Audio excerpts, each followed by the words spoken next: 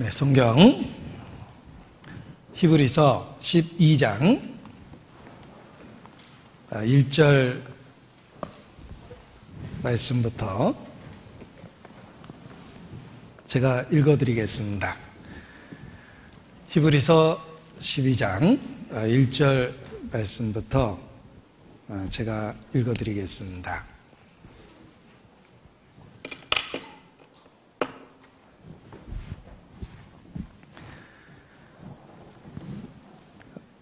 히브리서 12장 1절 이러므로 우리에게 구름같이 둘러싼 허다한 증인들이 있으니 모든 무거운 것과 얽매이기 쉬운 죄를 벗어버리고 인내로써 우리 앞에 당한 경주를 경주하며 믿음의 주여 또 온전케 하시는 이인 예수를 바라보자.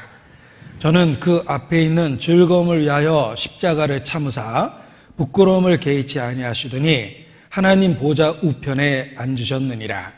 너희가 피곤하여 낙심치 않기 위하여 죄인들의 이같이 자기에게 거역한 일을 참으신 자를 생각하라.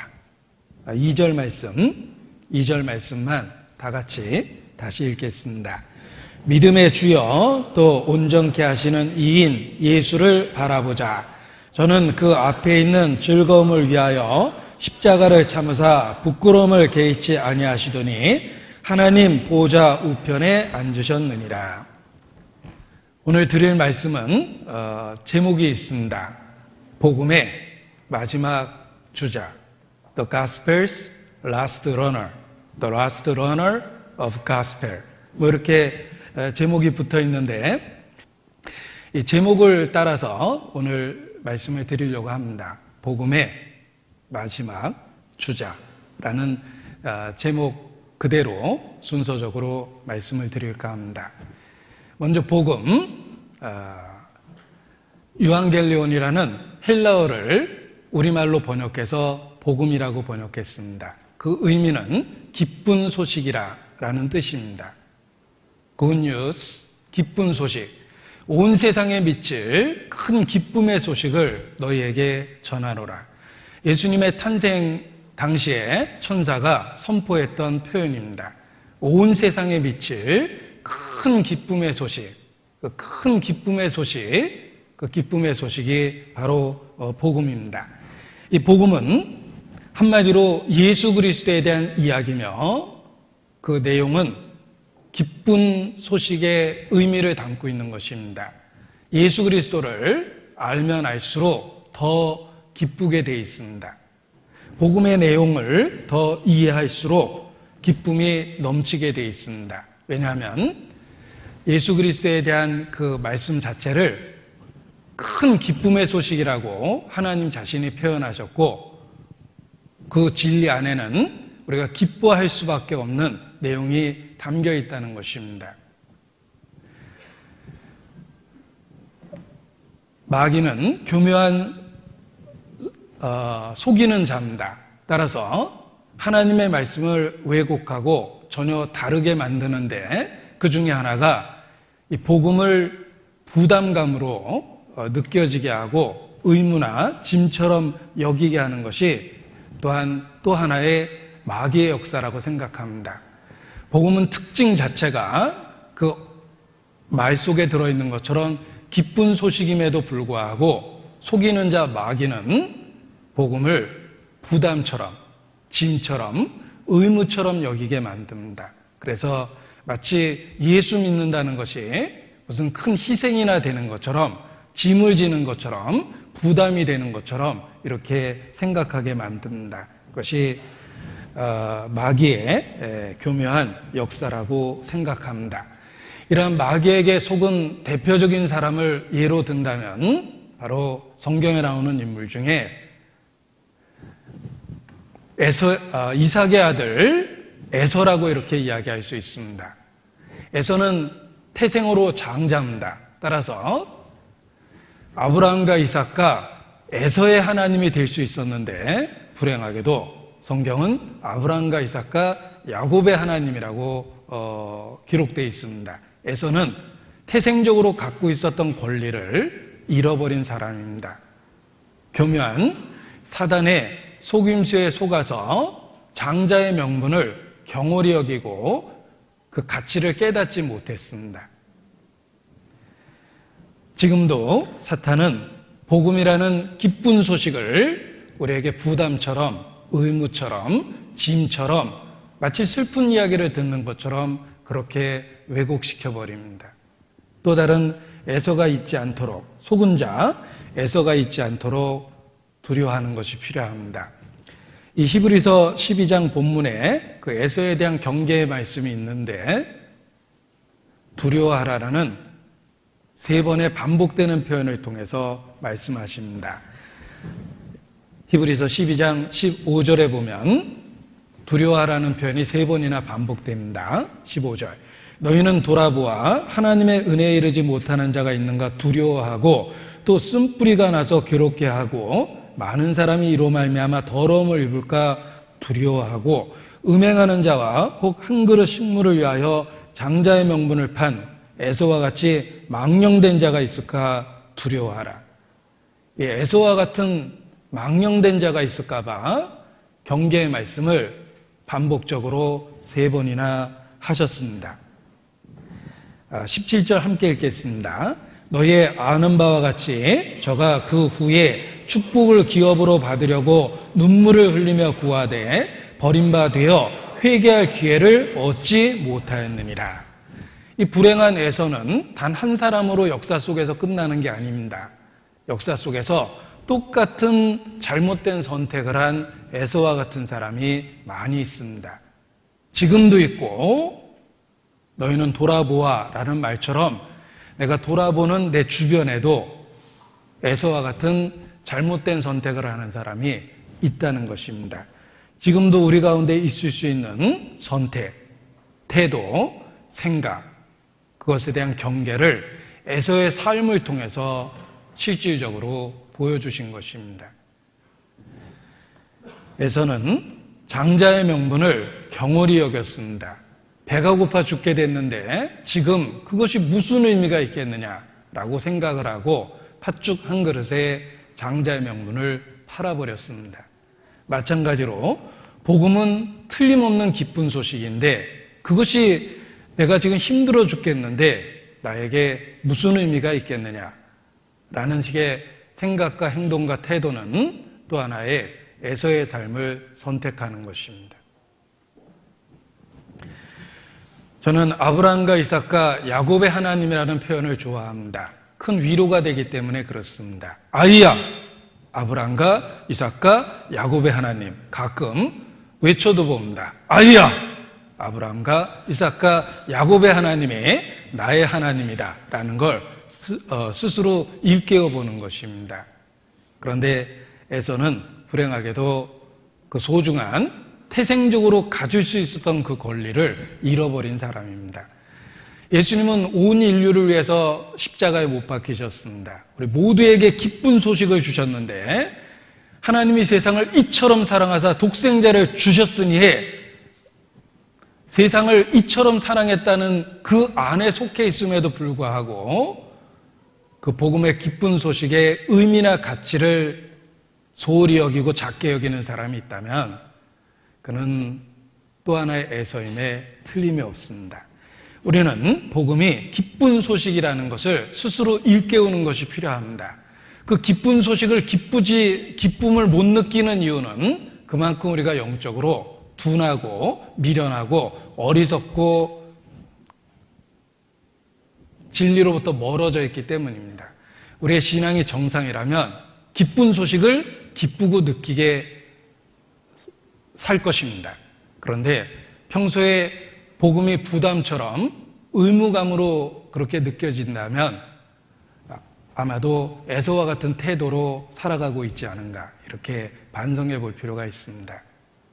진리는 올바로 알면 알수록, 예수 그리스도는 가까이 가면 갈수록 그분과의 친밀한 관계와 사귐은 우리에게 기쁨의 근원이 되는 것입니다.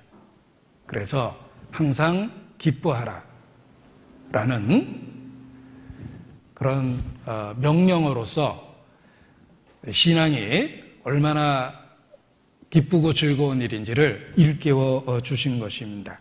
우리가 어떤 처지에서 어떤 위기로부터 구원을 얻었고 우리에게 약속된 그 세계가 얼마나 놀라운지를 성경적으로 제대로 인식하면 기뻐할 수밖에 없습니다. 가난에도 기뻐할 수 있고 통증 속에서도 기뻐할 수 있고 핍박 속에서도 기뻐할 수 있고 조롱 속에서도 기뻐할 수 있습니다. 복음이 갖고 있는 그 진리를 제대로 인식하고 붙잡고 살아간다면 항상 기쁘게 살아갈 수 있는 것입니다. 복음입니다. 온 세상에 미칠 큰 기쁨의 소식입니다. 이 복음은 한마디로 예수 그리스도에 대한 이야기입니다. 그 예수님에 대한 이야기를 핵심을 쉽게 기억하기 위해서 예수님의 인격과 사역에 대한 이야기다라고 표현해 보기도 합니다. 예수님 믿는다라는 것이 막연하고 모호하게 느껴질 수 있습니다. 그래서 구체적으로 예수님 믿는 것이 무엇인지를 표현할 때 예수님의 인격과 사역을 믿는 것이다 라고 말합니다. 복음은 예수님의 인격과 사역에 대한 이야기입니다. 예수님의 인격, 예수님은 누구신가? 라는 의미이고 예수님의 사역, 예수님은 무슨 일을 하셨는가에 대한 내용을 복음이라고 이야기합니다. 우리는 그 정답을 성경을 통해서 잘 알고 있습니다. 예수님은 누구시며 예수님이 무슨 일을 하셨습니까? 예수님은 하나님의 아들이십니다. 하나님이 사람의 모양으로 나타나셔서 우리 가운데 계시는 분입니다. 그가 우리의 죄를 지고 십자가에 죽으심으로 영원한 속죄를 이루시고 부활 승천하시고 하나님 우편에 앉아서 존귀케 되셨습니다. 하늘과 땅의 모든 권세를 갖고 계십니다. 때로 너무 많이 들었기 때문에 우리에게 진부하게 느껴질 수도 있습니다. 그러나 진부하게 느껴지는 것은 우리의 미련한 육신의 속성 때문이고 그 의미를 이해하고 깨달을 때마다 우리는 수십 번, 수백 번, 수천 번 하나님을 찬양하고 마음에 끊이지 않는 기쁨을 누릴 수 있습니다. 그만큼 놀라운 진리이기 때문에 그렇습니다. 하나님이 사람이 되셨고 더욱 놀라운 건 그가 우리의 죄를 지고 십자가에 죽으심으로 우리의 죄를 해결하셨다는 것입니다. 예수님의 사역을 구원을 완성했다라고 표현할 수 있고 구원을 완성한 방법을 이야기할 때 구속을 통해서라고 이야기합니다. 그래서 구원이라는 단어와 구속이라는 단어를 구별해서 이해할 수 있는 것이 필요합니다. 구원은 위기로부터 성공적으로 완전하게 벗어나다 이런 뜻입니다. 구속은 무엇입니까? 구속은 구원하신 방법을 이야기할 때 구속이라고 이야기합니다.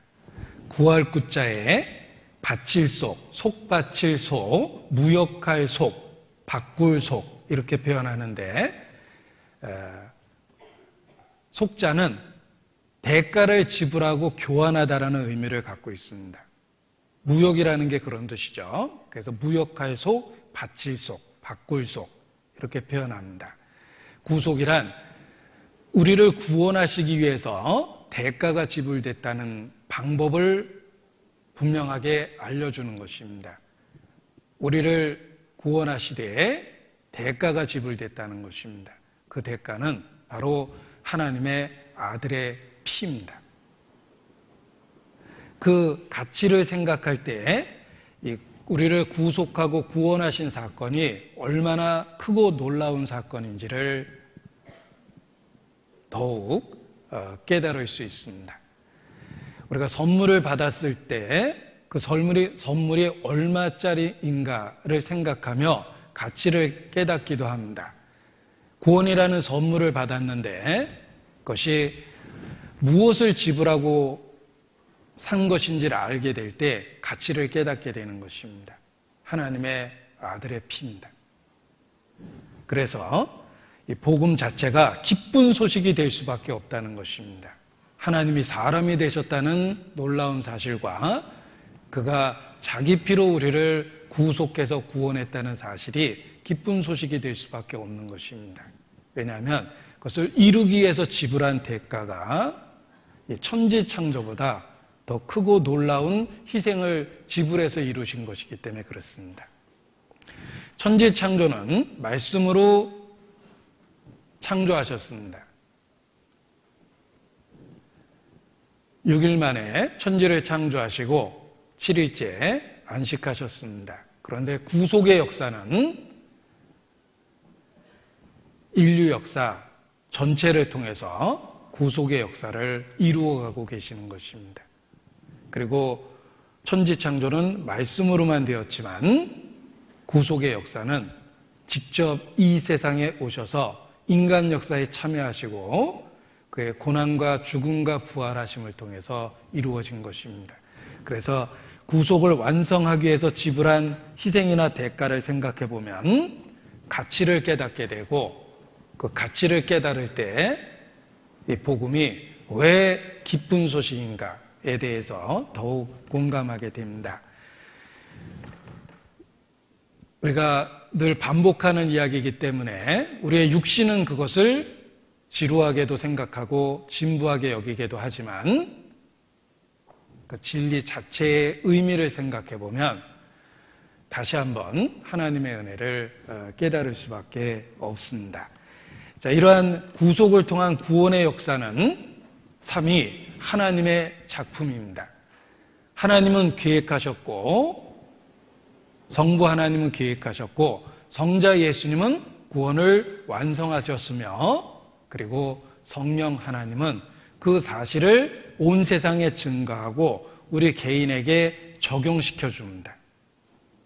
그래서 우리가 구원받는 그 뒤에는 삼위 하나님의 역사가 있었다라고 이야기하는 것입니다. 태초에 하나님이 천지를 창조하실 때에도 성부, 성자, 성령의 역사가 있었습니다. 또한 구속의 역사를 이루실 때에도 삼위 하나님의 역사가 있었던 것입니다. 그리고 그 구원하신 그 역사를 우리 개인에게 적용시키는 것이 성령의 역사입니다. 성령의 조명이라는 표현을 사용하기도 하는데 성령의 도움을 통해서 우리 개인이 예수님이 이루신 사실을 깨닫게 된다는 것입니다. 성령의 조명이 있어야지 성경, 복음을 깨닫게 되는 것입니다. 그런데 이러한 복음의 특징과 복음을 깨닫는 과정을 분석해 보면 한 사람이 구원받는 그 과정 속에 꼭 필요한 세 가지가 있다는 것을 알게 됩니다. 우리 자신이 구원받는 그 사건 뒤에 반드시 필요한 세 가지가 있었습니다. 첫 번째는 구원 얻을 말씀, 복음. 그 복음을 전하고 듣고 전도하는 그 과정이 필요합니다. 말씀이 필요합니다. 그 말씀을 전하고 배우는 전도가 필요한 것입니다. 그리고 개인적으로는 그 전도된 받은 말씀을 믿음으로 화합하는 게 필요합니다. 말씀이 필요하고 우리 개인적으로 믿음이 필요하죠. 그리고 그 말씀을 성령의 조명을 통해서 우리 개인화시키는 깨닫는 과정이 필요합니다. 그래서 우리가 구원받는 그 뒤에는 말씀이 필요했고 우리의 믿음, 개인적인 화답이 필요했고 그리고 성령의 역사가 필요했다라고 이야기합니다. 따라서 모든 전도 현장에 그 세 가지가 있어야 됩니다. 말씀이 있어야 되고 개인의 믿음의 화답이라고 하는 믿음이 있어야 되고 그리고 성령의 역사가 있어야 됩니다. 이 세 가지가 한 사람의 구원을 이루기 위해서 필요한 절대적으로 필요한 세 가지다라고 이야기할 수 있습니다. 그래서 우리가 구원받는 데에는 이 말씀이 전해지고 개인적으로 믿는 그 과정, 전도라는 과정이 필요한 겁니다. 전도 없이는 그 어느 누구도 구원받을 수 없습니다. 사탄의 역사는 하나님의 말씀이 전해지는 것을 여러 방법으로 방해하는 것으로 나타납니다. 말씀이 전해지는 것을 방해하면 어느 누구도 구원받을 수 없기 때문입니다.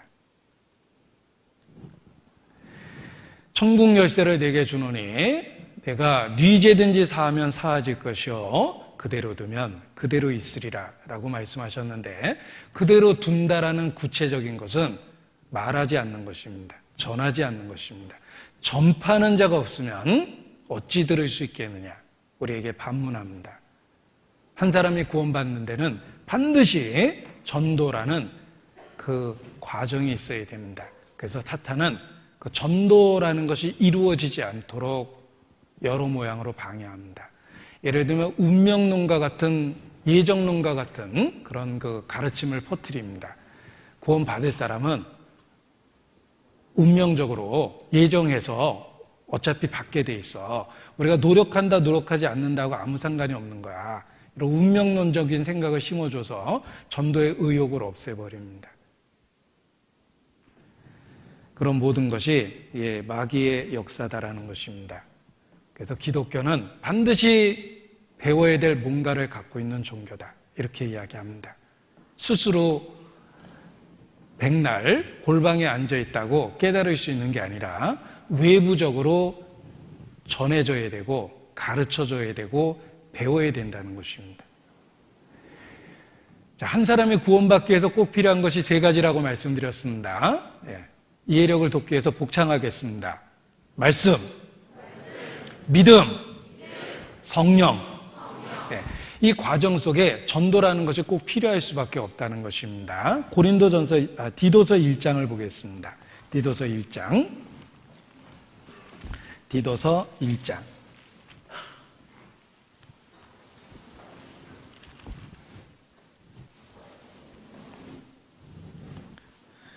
3절입니다. 같이 읽겠습니다. 자기 때에 자기의 말씀을 전도로 나타내셨으니 이 전도는 우리 구주 하나님의 명대로 내게 맡기신 것이라.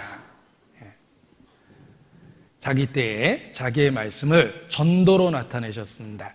그래서 하나님께서는 전도에 미련한 것으로 믿는 자들을 구원하기를 기뻐하셨도다. 유대인은 표적을 구하고 헬라인은 지혜를 찾으나 우리는 십자가에 못 박힌 그리스도를 전하니, 하나님은 사람들이 보기에는 혹 미련해 보일 수도 있지만 전도라는 방법으로 한 사람을 구원하기를 기뻐하십니다. 그래서 복음을 전하는 자들의 발이여 아름답도다 함과 같으니라. 전파하는 이가 없으면 어찌 들을 수 있겠느냐라고 말씀하십니다.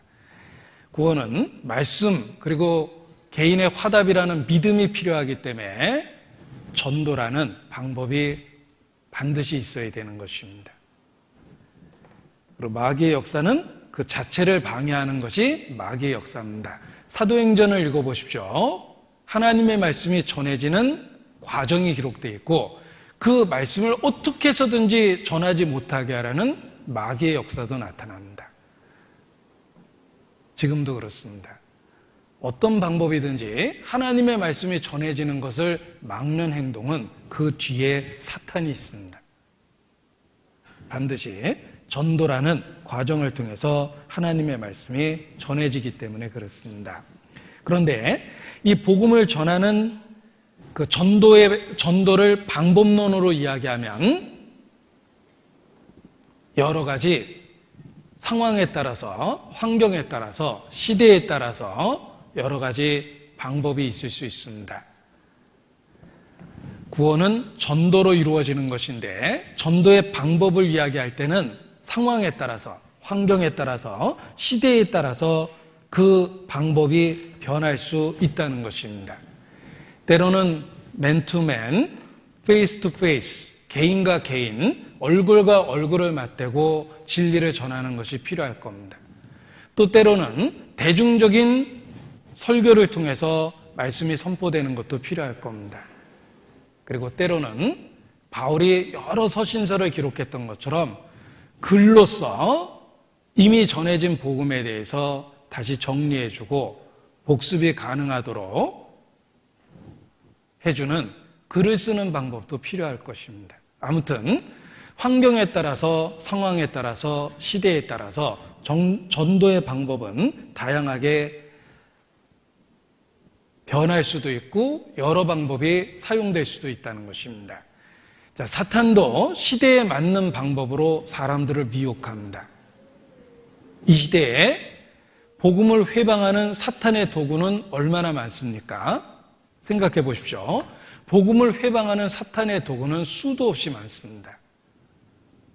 문명의 여러 이기를 통해서 여러 방법으로 복음을 회방합니다. TV만 틀면 모든 다큐멘터리는 진화론을 바탕으로 제작돼서 하루 종일 방송되는 내용은 거의 다 무신론적이고 진화론적이고 신성모독적인 내용들이 가득합니다. 이 시대에 마귀가 어떻게 역사하는지 보십시오. 마귀의 손에 들려있는 무기가 얼마나 다양한지 보십시오. 우리를 미혹해 하는 마귀의 수단과 도구가 우리 주변에 얼마나 많습니까? 책자, 영상, 여러 음악들, 여러 현대 매체들, 인터넷, 이런 모든 방법들이 우리가 믿고 있는 진리를 회방하고 있습니다. 사단은 21세기에 동원될 수 있는 모든 무기를 다 동원해서 진리를 회방합니다.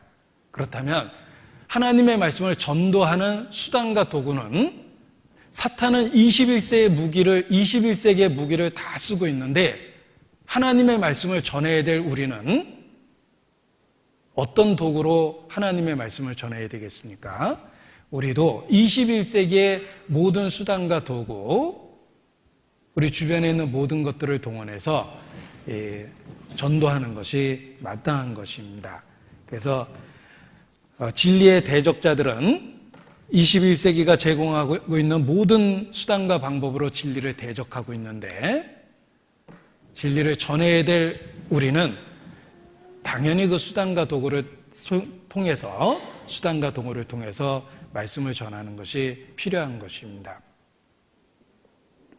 전도의 방법이 시대에 따라서 상황에 따라서 환경에 따라서 다양화되고 변할 수 있기 때문에 그렇습니다.